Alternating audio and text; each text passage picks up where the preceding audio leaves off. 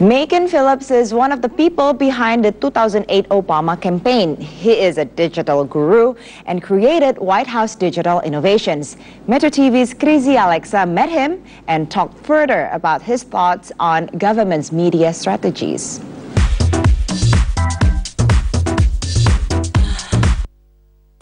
What is the latest developments of social media in the U.S. that you think Indonesia can apply? That's a great question. I think the area that we've seen so much opportunity from and yet a lot of challenges is how institutions like the government can use social media not just to broadcast out messages, but to actually engage in genuine dialogue where we learn from people about the kind of policies, the kind of concerns, the kind of issues they want to address. And that is as much a technological issue as it's a cultural one. And as someone who worked in the White House for 4.5 years, I know it's really challenging. And I think with any transition where you move from a campaign where everyone's using these tools to organize around an election to actually governing, it's really difficult. But it's really important. And as much as we see the president embracing these new technologies, I'm really encouraged to see individuals embracing these technologies at hackathons and all sorts of other events to figure out how they build the kind of tools they're going to make for a more responsive government. But how do you see Indonesia right now from your point of view? Have we developed enough, or are we still far from your country? Well, I think what's really important is that Indonesia sets its own goals for its own development. And certainly in the United States, we have a whole host of challenges, but we're a very different place. And having been through this region, I think it's really important to look at each country in its own map, in its own path. For Indonesia, we are seeing incredible enthusiasm around the idea of good government, transparent government, around the idea of actually expanding economic opportunity to the middle class and growing that middle class and people trying to get into the middle class. Those are universal values. Those are things that Americans believe in as well. And we certainly want to make sure that we do everything we can to help Indonesia be successful. How do you see the phenomenon, the numbers of people using Twitter and Facebook in Indonesia? Well, it's certainly exciting to see so many people using these technologies, but these technologies are really just a tool. These technologies allow people to express themselves. They allow people who work in the government or other institutions to express themselves, but also hear from people.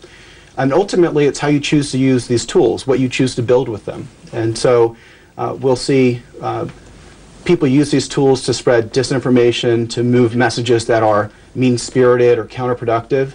But we also see these tools used to inspire people, to make people excited about entrepreneurship, to connect them with resources they wouldn't have ever been able to connect with before. So it could go both ways. Ultimately, it's about how individuals will choose to use them.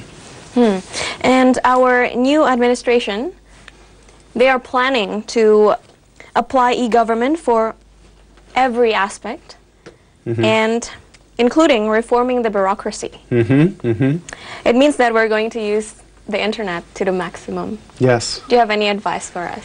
That we're Yeah, new? I do actually. It's really funny. I became part of the government a little over 5 years ago. I worked on Barack Obama's presidential campaign in 2008, and we won. Obviously. Yeah, it was a really great time. And the next morning, I woke up and launched the first .gov website I ever was involved in. And we began the difficult process of transitioning from political campaigns to governing. And I think there's many lessons that I took away from that. But one is that governing's really hard. Governing's really hard compared to running a campaign. At the time, being involved in a political campaign feels super challenging. Believe me, there were long days. But ultimately, you're trying to persuade people to support you, motivate the people who support you, and you're really focused on that audience. But when you're governing, you govern everyone, including your critics. You have to be accountable to people who disagree with you. Not only be accountable to them, but actually be responsive to them. And so it's a wider group of people. It's a difficult group to deal with at times, but it's the point. It's what we're here to do. How to be accountable? Yeah, how to be accountable. The second thing is political campaigns are really interesting organizations because one day you have an empty office building, the next it's full of people, then the election's over, and it all goes away. It's these really interesting organizations that happen really quickly, much like startups in the entrepreneurship space. Governments aren't like that. Governments have existed for a long time, and even though new leaders and new leadership come in, there's a lot of people who've been doing things a certain way for a long time. And that's not an excuse, but I think for a lot of people who are expecting change to happen overnight, it's really important that they create the space for the leaders that they've sent to make these changes to be successful. And then the final piece that I learned as the president as our president, President Obama, pushed forward on his agenda to open up government, to publish more data about government, the budgets, and all the transparency initiatives that I know are really important here as well. Those inevitably produce negative stories. They inevitably produce types of criticism about government that are really important. It's really important that we find wasteful spending, that we find the sorts of behaviors that we want to correct. But it's also equally important that we use this data for positive things. We create a positive narrative about the role government can play. So we see that in cases like disaster response, which I know is something that's really important here in Indonesia. So I'd encourage people, as they're looking at the kinds of open government initiatives that they'll see play out, they don't view them simply as a way to criticize government, but they also look at them as an opportunity to build new things and to be part of something really positive. In social media, you cannot really control what people say. Especially in America, you have freedom of speech, right? People can say anything they want. But one of your goals, obviously, is to make people perceive Obama or the governance well, right? And how do you deal with that, with people saying bad things or negative things about the governance? I think this is one of the things I have come to appreciate about the United States, even more so than I did when I first got involved in politics, which is that openness of the conversation. And I wouldn't want to live in a world where people weren't able to say what they thought. And I think that's a universal value. I don't think that's just an American right. I think that's something that people around the world want, the freedom to express themselves. It's not anymore a good strategy to try to control those conversations. People don't want to be told what to do. They want to understand. And so for us, we've prioritized trying to explain our positions, even when we're trying to explain those to people who disagree with us. There's an expression that we have in the United States: we can agree or we can disagree without being disagreeable. Meaning that sometimes just showing up and giving you a straight answer, even if you don't agree with me, means a lot.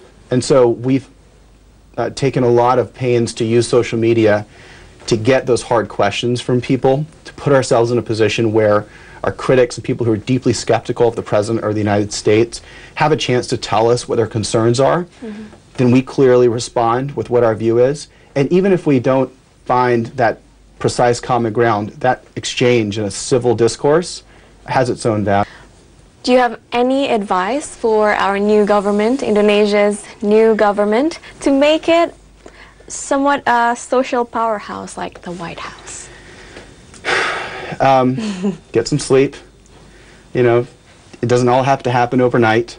The expectations game is a big challenge. So it's a long haul. As someone who's been involved in the Obama administration for 2 terms now, I can tell you that there's a lot of time to do really important work.